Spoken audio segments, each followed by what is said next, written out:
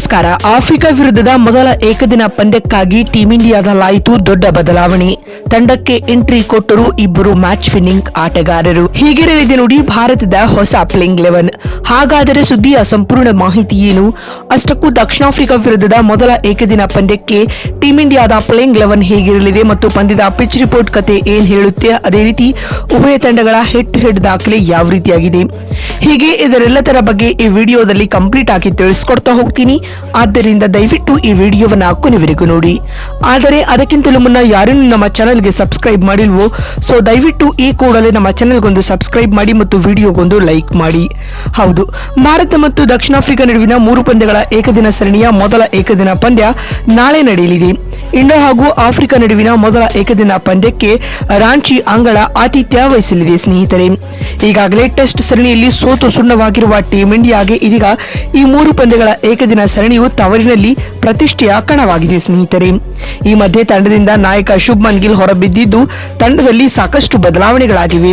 ಯಶಸ್ವಿ ಜೈಸ್ವಾಲ್ ತಂಡಕ್ಕೆ ಎಂಟ್ರಿ ನೀಡಿದ್ದಾರೆ. ಇದಲ್ಲದೆ ಹಲವು ಸಮಯದಿಂದ ತಂಡದಿಂದ ಹೊರಗುಳಿದಿದ್ದ ರುತುರಾಜ್ ಗಾಯಕ್ವಾಡ್ ಕೂಡ ಪ್ಲೇಯಿಂಗ್ 11 ನಲ್ಲಿ ಕಾಣಿಸಿಕೊಳ್ಳುವ ಸಾಧ್ಯತೆ ಹೆಚ್ಚಾಗಿದೆ ಸ್ನೇಹಿತರೆ. ಮತ್ತು ವೇಗಿ ಜಸ್ಪ್ರೀತ್ ಬುಮ್ರಾ ರವರಿಗೆ ತಂಡದಿಂದ ವಿಶ್ರಾಂತಿ ನೀಡಿರುವ ಕಾರಣ ವೇಗಿಗಳ ವಿಭಾಗವನ್ನ ಹರ್ಷಿತ್ ರಾಣಾ ಮತ್ತು ಹರ್ಷದೀಪ್ ಸಿಂಗ್ ಮುಂದುವರಿಸುವ ಸಾಧ್ಯತೆ ಹೆಚ್ಚಾಗಿದೆ ಸ್ನೇಹಿತರೆ. ಮೊದಲನೇದಾಗಿ ಪಂದ್ಯದ ಪಿಚ್ ರಿಪೋರ್ಟ್ ಬಗ್ಗೆ ಮಾತನಾಡುವುದಾದರೆ, ರಾಂಚಿ ಅಂಗಳ ಸಾಮಾನ್ಯವಾಗಿ ರೆಡ್ ಸಾಯಿಲ್ ಪಿಚ್ ಅಂತ ಕರೆಸಿಕೊಳ್ಳುತ್ತದೆ ಸ್ನೇಹಿತರೆ. ಇದೊಂದು ಹೈ ಸ್ಕೋರಿಂಗ್ ಪಂದ್ಯವಾಗಬಹುದು. ಇನ್ನು ಇಲ್ಲಿ ಡ್ಯೂ ಇರುವ ಕಾರಣ ಟಾಸ್ ಗೆದ್ದ ನಾಯಕ ಮೊದಲು ಬೌಲಿಂಗ್ ಮಾಡಲು ಎದುರು ನೋಡುತ್ತಾರೆ. ಇನ್ನು ಏಕದಿನ ಕ್ರಿಕೆಟ್ ನಲ್ಲಿ ಉಭಯ ತಂಡಗಳು ಇಲ್ಲಿವರೆಗೂ 94 ಏಕದಿನ ಮ್ಯಾಚ್ ಗಳನ್ನ ಆಡಿವೆ. ಇದರಲ್ಲಿ ಟೀಂ ಇಂಡಿಯಾ 40 ಪಂದ್ಯಗಳನ್ನ ಗೆದ್ದುಕೊಂಡರೆ ಆಫ್ರಿಕಾ 51 ಪಂದ್ಯಗಳಲ್ಲಿ ದಿಗ್ವಿಜಯ ಸಾಧಿಸಿದೆ. ಇನ್ನುಳಿದಂತೆ 3 ಪಂದ್ಯಗಳು ಫಲಿತಾಂಶವಿಲ್ಲದೆ ಕೊನೆಗೊಂಡಿವೆ ಸ್ನೇಹಿತರೆ. ಹೀಗಾಗಿ head to head ದಾಖಲೆಯಲ್ಲಿ Dakshina Africa ahead ಇದೆ ಅಂತ ಹೇಳಬಹುದು.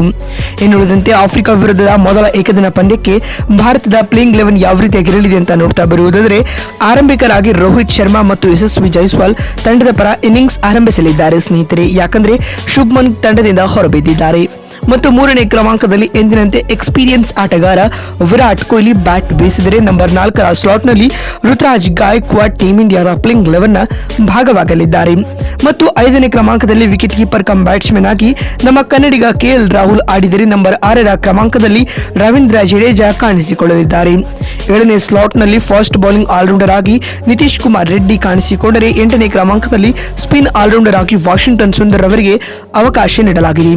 ಮತ್ತು 9ನೇ ಸ್ಥಾನದಲ್ಲಿ ಪರಿಪೂರ್ಣ ಸ್ಪಿನ್ನರ್ ಆಗಿ ಕುಲ್ದೀಪ್ ಯಾದವ್ ಅವರನ್ನು ಆಡಿಸಿದರೆ, 10ನೇ ಕ್ರಮಾಂಕದಲ್ಲಿ ಹರ್ಷದೀಪ್ ಸಿಂಗ್ ಮತ್ತು 11ನೇ ಹಾಗೂ ಅಂತಿಮ ಸ್ಲಾಟ್ನಲ್ಲಿ ಹರ್ಷಿತ್ ರಾಣಾ ಪ್ಲೇಯಿಂಗ್ 11ನ ಭಾಗವಾಗಲಿದ್ದಾರೆ.